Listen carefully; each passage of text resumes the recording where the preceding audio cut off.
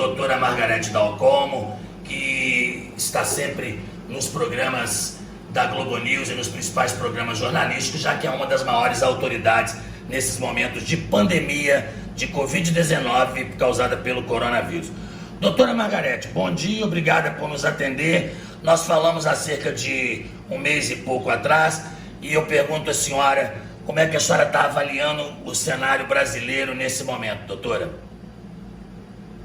Bom dia, muito obrigada pelo contato mais uma vez. Avalio como sendo um cenário grave, não surpreendente, porque nós sabíamos que a epidemia chegaria com força aqui, que se disseminaria também com força, e nesse momento nós estamos ainda num período de ascensão da epidemia, com uma transmissão muito acelerada nas principais cidades brasileiras, de modo que vejo com muita preocupação, vejo muitas providências sendo corretamente tomadas, abertura de leitos extras, sem dúvida nenhuma, é uma estratégia muito importante, a utilização da rede, dessa capilaridade que o SUS tem por todo o Brasil, sobretudo no estado do Rio de Janeiro. É muito importante que ela seja usada da maneira correta, é importante que a rede básica responda a esse desafio, muito importante, nós precisamos disso, para que os pacientes sejam reconhecidos rapidamente quando se apresentam sintomáticos e sejam encaminhados, orientados de maneira adequada para serem tratados em casa, a maior parte deles, porque nós sabemos que a doença ela é relativamente leve e autolimitada na maior parte dos pacientes, mas quando ela é grave é preciso saber reconhecer os sinais de gravidade e internar esses pacientes adequadamente. Mas vejo com a preocupação que todos nós médicos estamos vendo nesse momento. Agora, doutora, a senhora acredita que essas decisões de alguns governos estaduais, de alguns prefeitos, de neste momento afrouxar o isolamento social, abrir o comércio, afrouxar essas normas, a senhora acha que o momento é oportuno?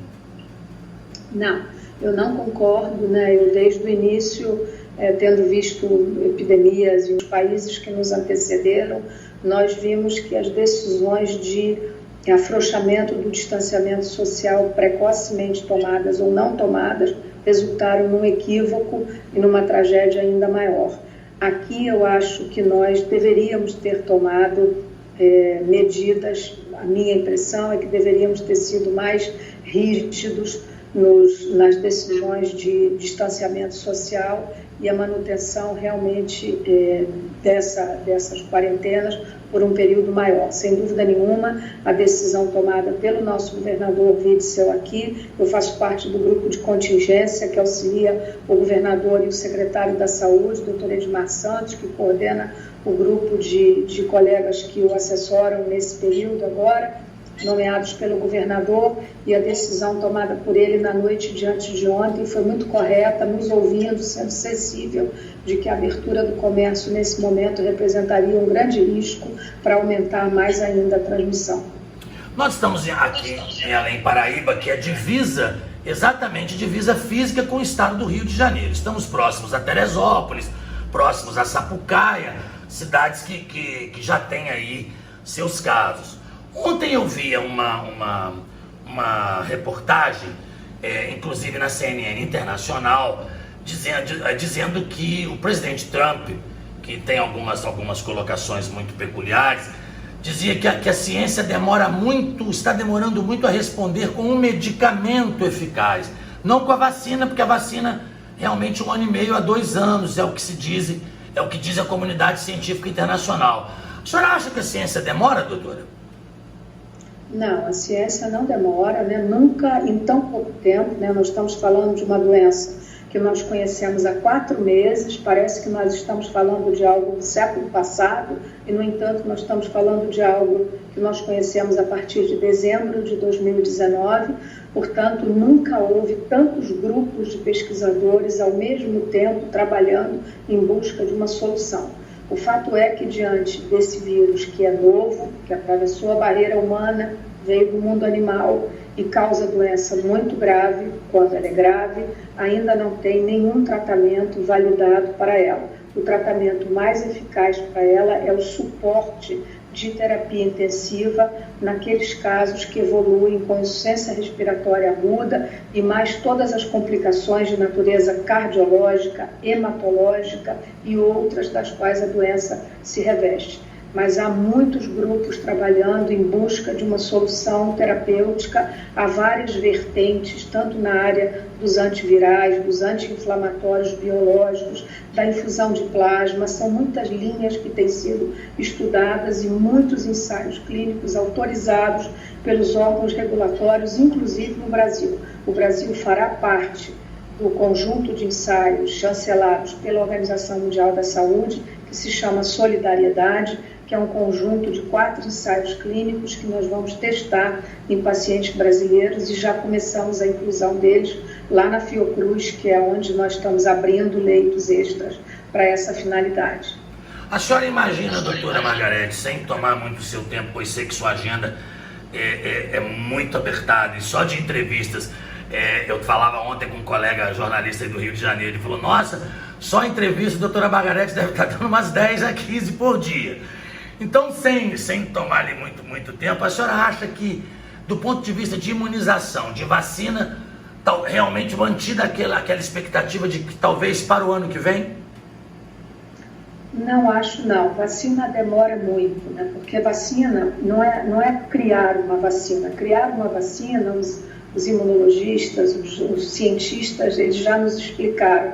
Não é criar uma vacina seja difícil, né? Conhecendo o vírus e conhecendo a maneira com a qual ele pode se compor para uma vacina imunizante. O problema é testá-la e ela ser, em primeiro lugar, ela não ter efeito colateral, ela ser boa, ela não ser mais danosa do que protetora e ela realmente proteger. Então, demonstrar isso passa por várias fases. Então, já há vacinas nos Estados Unidos, em Seattle, há uma vacina aprovada pelo NIH, que é o órgão americano que faz essa chancela, digamos, e que já começou a fase 1. Depois da fase 1, que é um grupo pequeno de pessoas, né, já é em seres humanos, tem a fase 2, depois a fase 3, depois... Então, assim, isso não leva, assim, realistamente e muito otimistamente, menos de 2 anos, na melhor das hipóteses, né? Quando teve H1N1, há 11 anos atrás, a vacina levou quase 4 anos para ser incorporada. Então, assim, vacina não é uma coisa rápida.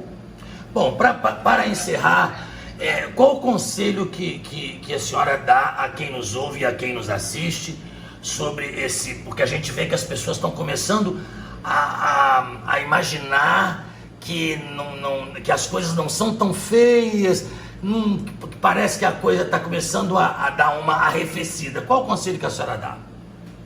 Como alguém pode pensar, eu fico muito surpresa de ouvir isso, porque como alguém pode pensar que alguma coisa arrefeceu quando nós tivemos nas últimas 24 horas 400 mortes? Quando nós estamos abrindo covas rasas para enterrar os nossos concidadãos? Quando nós estamos alugando containers para guardar corpos? Essa é a situação do Rio de Janeiro.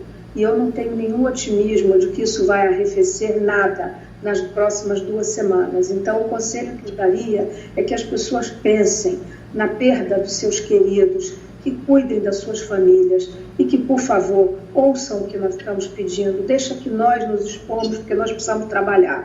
Né? Os profissionais de saúde, que, aliás, têm se dedicado, muitos têm ficado doentes, tem muitos enfermeiros afastados por doença, eles também têm família, nós também temos família. Então, o apelo que eu faço é fiquem em casa, protejam-se as suas famílias. A economia nós vamos resolver depois. O Brasil é um país forte, pujante, que tem condições de resolver. O que nós precisamos nesse momento é salvar vidas. Esse é o conselho que eu daria. Olha, muitíssimo obrigado, é uma honra para um radialista de interior falar com uma verdadeira personalidade que a senhora é no mundo da medicina, a importância que a senhora tem. Eu não poderia deixar aqui de transmitir de viva voz um abraço da Carla Pinto, que é uma pessoa aqui de Além Paraíba, que quando a ouviu na rádio, na primeira entrevista, fez um contato imediato conosco, dizendo que tinha se tratado com a senhora e curado-se de uma doença e que reza para a senhora todos os dias. Tá bom? Eu tenho vários pacientes aí em Além Paraíba, várias famílias muito queridas para mim de muito tempo. Muito obrigada, Laura. Bom trabalho. Muito obrigado, bom dia para a senhora.